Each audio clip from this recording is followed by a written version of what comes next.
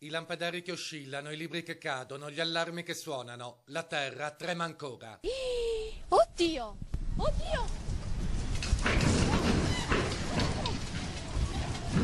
Sono le 9 del mattino e la scossa di magnitudo 5,8 della scala Richter si allunga anche nel nord-est e se in Emilia il terremoto provoca ancora morte, qui semina ancora terrore. C'è tanta gente che aveva paura, purtroppo il panico fa 80. Da Chioggia al Veneto orientale la gente scende in strada, gli insegnanti evacuano le scuole, gli impiegati abbandonano gli uffici e i centralini delle forze dell'ordine vengono presi d'assalto. Numerosissime chiamate, soprattutto da parte di persone che sono state sorprese in abitazione da parte del sisma, ovvero persone anziane che magari si sono spaventate.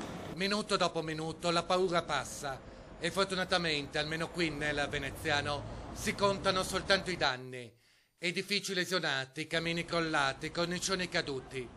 Dal punto di vista storico-artistico, i danni più gravi ai giardini di Papadopoli, con una statua finita a pezzi.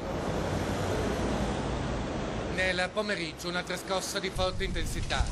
Nel frattempo si aggrava di ora in ora il bilancio delle vittime. A Venezia, in segno di lutto, tutto si spegne. Annullata la festa in Piazza Ferretto per la promozione della squadra di calcio. Annullato lo spettacolo teatrale previsto alle 19 alla Fenice. Annullata la protesta dei sindaci in programma venerdì. È il momento del dolore.